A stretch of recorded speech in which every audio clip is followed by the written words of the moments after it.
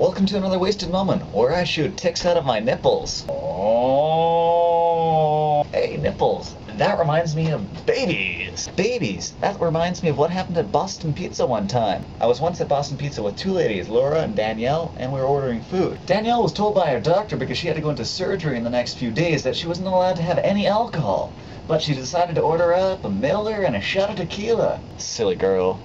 What was your average man Gordon going to do in a situation like this? Surely he was not going to sit idly by and allow her to easily break her doctor's orders. Rules are rules, after all. So right after she placed her order, I turned to her and said in my serious voice, "What about the baby?" Sure, it made things a little awkward, but it was about all I could do in the situation.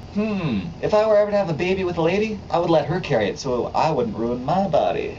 But when it comes to babies, and people in general, I think names are repeated a little too often. Do we seriously need another Mike inhabiting this planet? How about another Emily, David, Jen? Hell, even Matt! Labeling people with these overused names makes it much easier for them to fall into the path of mediocrity. So if you do not want your kids to end up as gas station attendants, try something a little bit different. Like for me, I would name my kid, boy or girl, Sparta. Think about it. It would be the ultimate icebreaker when showing off the kid. Oh, hey Mike, how you doing? How's it going over at the gas station?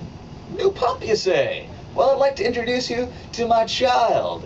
This is Sparta! Hell, you can even boot them in the chest while you're doing it. Hell, if I were to have twins, I'd call the other one Spartacus. This is Sparta! This is Spartacus! Sparta's my favorite. Wait, which one's Sparta again?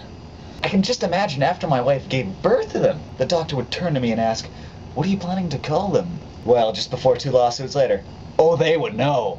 Maybe give a boot to the old lady for congratulations.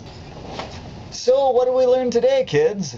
Don't name your kids silly names. But at the same time, do not be an idiot. No one wants to be called Moon Unit or Apple, Blanket, or Ireland. Seriously, you would only be causing harm by naming your children after things like that.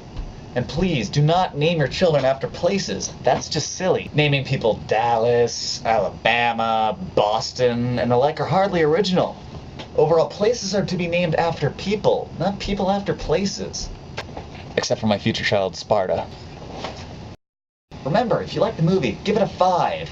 Favorite, subscribe, and tell YouTube you want it on the front page. With your help, we can spread the word of Gord easier than it is to spread Paris Hilton's legs. Speaking of which, now I'm going to put near the end of every episode a request to a celebrity for money. I am confident that I will never see a cent, but who knows? So Paris, since I have mentioned you by name, actually, John Cusack, could you please send me $1,000? I'm trying to make it up to $1 million, and with your help, we can make it a sure thing.